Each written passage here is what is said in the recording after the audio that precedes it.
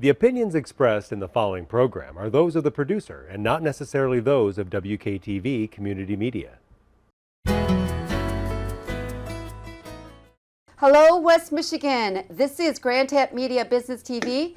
My name is Pamela Keim, your host. The spirit of the show is to introduce West Michigan to all the businesses, nonprofits, and individuals that can help us thrive in our lives and business.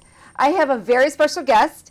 I have interviewed her just a while back, but when this airs, this is going to be very important to parents that are out there that may have a child that they're discovering is struggling in school, or they want to make sure their child is up to grade for the next school season. I want to welcome Jenny Kuipers for being here today, and she is the executive director from Sylvan Learning Centers of West Michigan, and she's going to share her program and the special event they have coming up and working with Ronald McDonald House. Yes. So welcome, Jenny. Thank you for being here. Yes, thanks for having me again. All right. So let's talk about, I had you on the show before. Yes. And we could have made that a two-part interview. I tell you, when my engineer, Chris Huntoon, finished, he goes, you could have done 2 parts. I'm like, yes, because it is so vital today for parents that are dealing with a child that maybe has gone through the last 2 years at home, maybe 1 year, and then back into school, getting that whole adjustment on and off. Some of these schools only did part-time at the schools, and maybe their parents, their grandparents, their older siblings are saying, they're just not, they're not learning like I did. They're not catching on to some of these fundamentals. And I would say reading, writing, critical thinking skills, and math. So share a little bit about what you guys have discovered with people coming to you, and I really want you to cover the shame that comes to when a child realizes they're not keeping up with their peers. Yeah, absolutely. So at Sylvan, we do focus on all of those critical thinking skills, the reading, the writing, and math. That's the foundation of everything for school. Actually, this morning I had a meeting with a parent that talked about not knowing how to study. They have a senior, they're finishing up, going off to college next year, and they're not sure if they're ready to study. Right, and not sure you are. Now, explain a little bit on just to make sure people that maybe not have seen the first interview that you are a learning center. You are all over West Michigan, and you've been around for a while. Yes. So we are Sylvan of West Michigan is all around West Michigan, down to Kalamazoo and Portage, Battle Creek area, Grandville, Grand Rapids, Rockford, Muskegon, and Traverse City.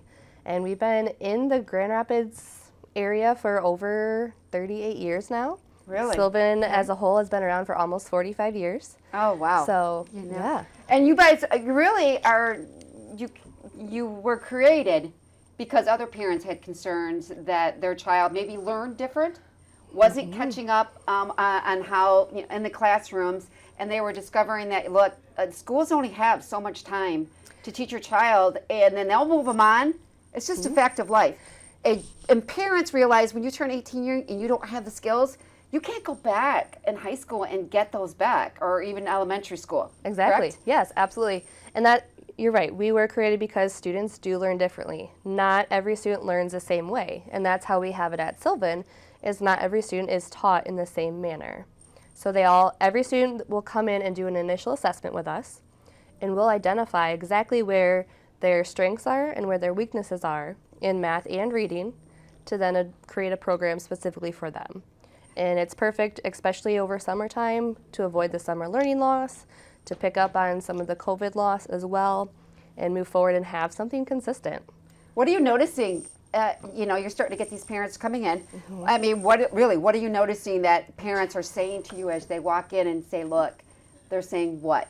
That my child should be further down the road, or what? They are saying, right now, report cards coming out. Okay. Spring break just finishing, all of that. They're saying my kid should be farther ahead. I thought they were doing better, but all of a sudden we're talking about summer school. What in the world do we do? What can you give us information on? And even schools are trying to figure out, what do we do for summer school? Right. Because teachers are tired. Well, and look, we're not here to blame the school system, blame the teachers. But as a parent, I will tell you, I had a child, we talked about that used your program or whatever, that was struggling. And I wanted you to pay attention to my child. I wasn't interested in the reasons why he wasn't learning, or her. I wasn't interested in the school's, whatever. And I just felt like him being put back into school in those classrooms was going to give him so much anxiety. So let's take him out, put him in a different environment, one-on-one, or in a, you know what I'm saying? Yeah, a small group setting is great because we still teach one-on-one. And then we don't want students to be dependent on us. We want the students to be able to feel confident and grow in their understanding, so when they go back into the classroom in the fall, they are ready to be independent learners and can show off what they learned over the summer, and that they didn't skip a beat the entire 2.5 months off of school, and go from there. And I will tell you, the embarrassment and the shame, share with parents. I mean, people look at this, your child graduates. So let's just say your child goes into high school and he's not up to par. I mean, share what anxiety your child feels in the classroom. Oh my word. Yes. So anxiety is so real in our students these days. One, they had 2 years of not having social cues. Social skills needed to be retaught for those in elementary school, kindergartners. They didn't have preschool, so they're learning how to act in kindergarten, and then even the upper elementary, what's proper to do, as well as learning. Right. And the transition from most schools are 5th grade to 6th grade goes to middle school, or 6th to 7th goes to middle school, and then 8th to 9th grade for high school. Students don't have that understanding of, okay, I have to now switch to 4 different classes and still manage my own time as well as learn and make friends and do everything else. I don't know how to do it, so what gets missed? The homework. There's missing assignments. There's tests that aren't studied for, and that just makes more anxiety because there's so much put on the grades that students get. But it's filling in where they're missing skills to help them get the grades and not just study for a test, but know how to properly study and feel comfortable with that. Well, isn't there, I will say, certain behaviors a child acts when he's overwhelmed, what he's sitting in the classroom, or he realizes that maybe his classroom, his classmate he's had for years is excelling further away, and he's getting better test scores, right? So share a little bit about, how that is going to impact their future. And maybe you're sitting at home, parent, wondering why my child is not excited about going to school, is voiding it, ends up pretending like they're sick, or maybe always feeling like, I'm sick, I don't want to go in. Share with them some of the people out here, as that's probably warning signs that your child's having difficulty in school. Yeah, so there's a lot of, peer pressure as well. Everybody's comparing, I got an A on my math test, and you might be hiding, I got a B- or something. So it's, one, getting that confidence back up. At Sylvan, we always ask students a school survey. Like, how do you feel about school? Homework, if it's hard, do you keep doing it or do you give up? Do you feel like you're understanding as much as your peers are? And do you feel valued at school? Right. And based off of those questions and a few more, we can help determine, all right, Johnny's confidence in his academics is really what's lagging, and that's what we need to help push forward. So if he's not confident in himself, he or she, then that's going to impact where, if they want to go to school, if they're going to sleep in, or just be honest with you of, I do have homework, or I have a test tomorrow, or I had a test yesterday and I failed it, but I'm not going to tell you. Right. So helping students just be more open and not worry that they didn't do their best, or they did their best at that time, but it wasn't their overall best that they could actually do because of their self-confidence and their anxiety of the test or whatever is coming up. Now you mentioned, let's share a little bit, note-taking is vital. Note-taking and what to study for on the test, and how to take in these cues that your teacher's telling you something that is going to be important, and it just like, whoop, right over it. Do you understand? Yes. So share a little bit about that. Parents that came to you and said, look, my kid doesn't even know how to take notes. I don't think a lot of people do. No, well actually, if we take that a step back even more, how to write a 5-paragraph paper. That is something that students don't really know how to do much anymore. They don't know how to edit it either without the computer helping them. Correct. So they're missing a lot of those personal mechanic skills for writing in general, And if they're not grasping that, how can they grasp what is important to take notes on? Right. So a lot of teachers will do handouts, which are great because it already has, like, you just fill in the blanks. So you're following along, staying engaged with the classroom teacher and filling in that blank. But then when it comes to test time, do you actually review those notes? Do you recreate them, maybe color code the notes to make it connect with your brain better? Right. There's a lot of different memory techniques that you can use to help with that note-taking process. But what is the best note-taking process? I don't know. There's so many. There's so many. I know how I learned when I had to go to college and face, that I wasn't the sharpest tool in the shed. I ended up just taking note index cards. Perfect. And putting information on each one. And once I would study for 5 minutes on one, take a break. See, people don't realize that. You don't have to be in front of your notes for an hour, half hour. Just little amount of time on each thing. And then after a while, I used to, by the end of the week, I was doing, I could go through these note cards and know my information. Yeah, and that's a big part of it. There's research that shows 15 minutes at a time on each subject is what you should do daily. So even if you don't have homework, especially over the summertime because nobody's going to get homework. Right. You need to spend at least 15 minutes per subject to not fully slide backwards. There will still be a summer slide of some sort, but at least you're doing some sort of academics that you're not fully going backwards. The more you spend on it, the greater your chances are of being on track or even a little bit ahead of where you ended the school year before. Right. So 15 minutes is enough to maintain, but we need to grow because school stopped. And if you just maintain where you're already at, the calendar still moves. So you have to be ready for the next grade. And that's where it gets complicated over summertime. Well, and I think the summertime is the best place to take advantage of the time to review, keep your skills up, but share with parents and grandparents out there, what if you don't get this addressed in the elementary be ideal, right? And then junior high is, but high school, and what impact that's going to have on their, academic success, going out in the world, college possibilities for them to look at this and say, look, I'm not going to choose that because I don't know how to succeed in that. Do you know what? Yeah. Everything you look at those, and LinkedIn I see that has requirements is reading, writing, critical thinking. You know what I'm saying? Professional. Yeah. So share a little bit with them. What's going to happen here? Yes. Oh boy. There's so many different things that can happen. And I mean, if you're an elementary student now, by the time you're graduating high school, it can be different. It's going to be different. But really the biggest part is the transition from second to third grade. The students transition from reading to read to reading to learn.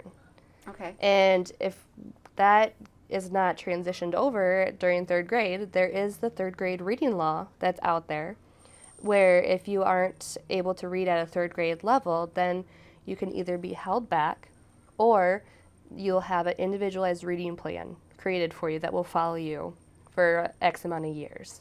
Right. And that's all the school districts can decide how heavily they enforce that or not. So that's one good area for students. But we notice if you can't read at a fourth grade level, and when you're in middle school or high school, you start sliding backwards even more. They say you never catch up. It's really hard. It's hard. It takes a lot to catch up. It takes a lot more than what schools have a time in the day, what schools have available.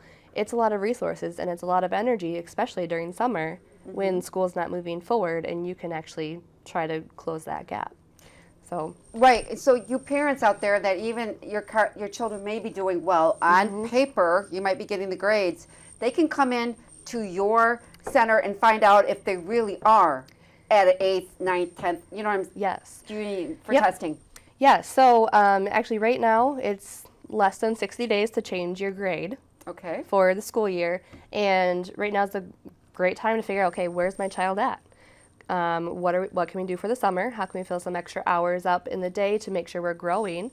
And the best part about this time is our assessment is discounted, and it's also going to be donated as well. So currently, our assessment is $49. Oh, okay. And That's not bad. No, and $10 of every student's assessment is going to Ronald McDonald House. And that's what we're here today, because you guys have partnered with Ronald McDonald on Yes. raising money for them. It's great, a nonprofit. It's been in our community, I don't know, I probably 40 years. I just remember it back when I Yeah. was in high school. I dating myself. All right, share it. Now, great.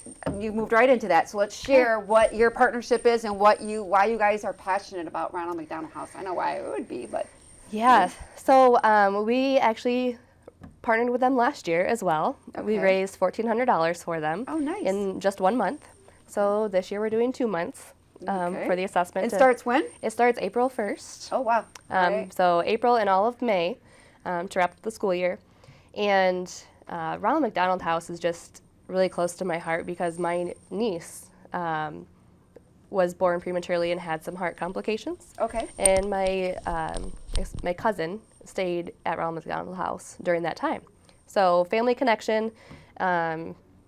They just do so many wonderful things, getting meals for families, making sure they have lodging, just taking care. Help with the parking. There's a lot of Everything. things that when somebody comes into town, they have there's so much expenses. Yeah. Right, to live while their child's going through a difficult time and medical. But I know people I had a lot of my friends that would pick up people from the hospital, go back and forth, bring them a meal on Thursday. They would bring it to Ronald McDonald House.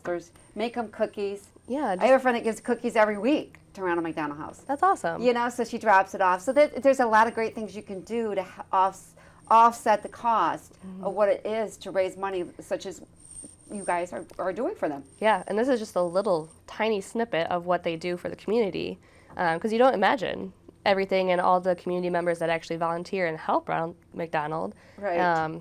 Even if you go through the drive-through at McDonald's, how many people remember to put pennies in the jar to help raise money for that? So I know. it's little I feel things. guilty every time I go to McDonald's if I don't put it like a little bit in there. But Yeah. I do know, only because I've been part of the community for a long time, Mm-hmm. and they're just when people have gone through their program, they're just tearful of all the volunteers and all the wonderful people we have in West Michigan, businesses that have supported them. Yeah.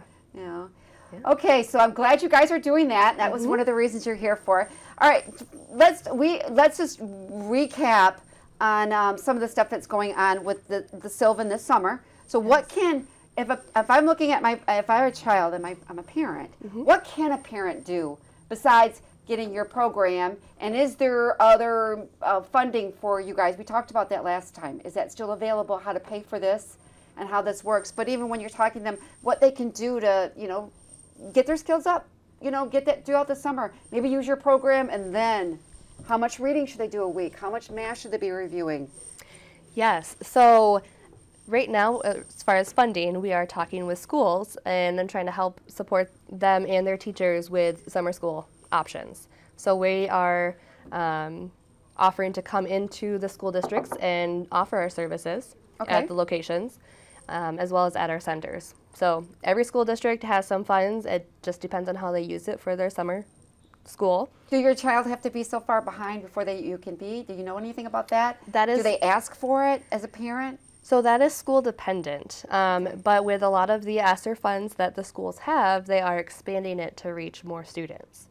All right. So the schools will reach out to you and say your student is able to attend this offering if you're interested in it, and then they have to fill out the permission slip and go from there.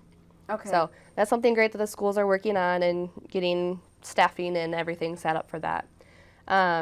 As far as Sylvan, yes, we have all of our programs. They're individualized. We also have STEM camps. What's that? We get to do robotics, coding, and engineering, working with Legos and Wow. Connects. Do you do that? We do. I do. Yes. It's my favorite. We do it 1 week every month. It's my favorite week because on the last day of the week, I will create my own robot with the students, and we do a battle bot. Oh yes, I watch BattleBot. See? My husband, that thing is amazing. If you haven't watched it, right? It's battle bots. Yeah. And it's been around. I couldn't believe it's been around for a long time. It has. Somebody wanted to watch it. We were in Alabama, so we watched it, and we ended up watching it every Thursday night. It's incredible how these engineers and I mean everybody from big engineers that work for NASA to these like high school kids putting these together. Yeah, absolutely. And I mean, we use Legos, so the very small version of the big aspect. Oh, you don't get to crash and burn. We do. I do still crash them. The Legos they get break. Put in, tell me a little bit. They get put in these an arena. So how can you explain a little bit how that works? Yeah. So they get put in an arena, and basically it's whoever just stops working at a time. Sometimes there's obstacles that you have to work around, so you can, and then you have to chase each other around, and you program it with the remote, and it's just like crazy. it's just they're fighting in this arena, kind of like you, and they're competing. But we used to, I will tell you, when we first started, I'm like, okay, we all betted on who was gonna win. Oh, yeah. That was the fun part, right? Mm-hmm. But I was amazed at some of the ones. I thought they had more of the cool stuff on it that The looked arm, strong. yeah. That they were going to be the survivor, and it was always this little one that just could outmaneuver them. Yep, and the small and mighty. Yes, the small and mighty usually outweigh the ones with like the long arms to try to snatch down on somebody. So yeah. I would highly recommend that for parents that want something for their kids to watch. Yeah. Is to look it up on YouTube and watch a few of those. And I got totally enthralled by it. I thought it was fun. Yeah, and it's a big part of students learning now, and they have a lot of clubs throughout the West Michigan where students can join either their school club or other clubs in the area. And you can actually go on to GR Kids website. Okay. And they do show all the different camps that are available during the summer. Sylvan is on there as well, but there are other places that do have more advanced robotics classes than what we do. Correct. So that is a great way to find other ways to learn by looking at that website. So do you have, I just wanted to make sure I ask you this question now. Do you have an adult program now, or is it all just children? So it is all just students up All to 12th grade. Okay. We do work with some college kids as well. Okay. So if you're taking summer classes at college, you need some extra help with learning how to study or just doing your homework and understanding what you're not connecting with from the class, we can help with that as well. And when college kids come to you, it's basically that they realize they're not prepared for some of these classes, or they want to be more prepared. I'm not really sure. Everybody knows their strengths. I will tell you, everybody knows. If you're a good reader, you're good math, you're whatever, you're a science writer. But I will tell you, as a person that receives, thank yous and whatever, and I think that's so important. All my friends that sent me amazing thank yous, I keep them because I know the skill of writing, right? And my husband's amazing writing. Rick, your boss, is the owner of that, is an amazing writer. But that little kindness gesture you send to people, I just keep them. I'm like, you know what? This thank you is just unbelievable. But that's the impact of having skills that you can use to further your career, to make a difference in our community, to reach a certain person. I mean, share a little bit of the power of the written word and penmanship and writing that you probably see so many kids weak. I get kids that can't even, their name is like this small, and it's, I'm sad. Yeah, so we actually have a family that comes back to us every summer to make sure that their students continue to learn cursive. And even if they're doing math or reading, the parents ask us to make sure that every time they write, it's written in cursive, and we address that. And that's a skill that's not taught anymore, or It's an very art. rarely. Yeah. It's an art, and it's something to do with the brain, your hand. I mean, there's a lot to it than just, I don't want to use cursive, but you can't believe all the documents and things that we have in cursive that they're not going to be able to understand. Yeah, right? I mean, even just opening my great-grandma's journal, it's all in cursive. If I didn't know cursive, I wouldn't be able to read it. It's probably beautiful handwriting. Oh, too, my isn't word, it? yes. Oh, yes. I wish I could write half as neat as she did. Yes. But yeah, that's art that's lost. And it is what you see and what your brain takes in, the muscle memory that goes from your brain to your hand as you're writing it, also is a part of study strategies.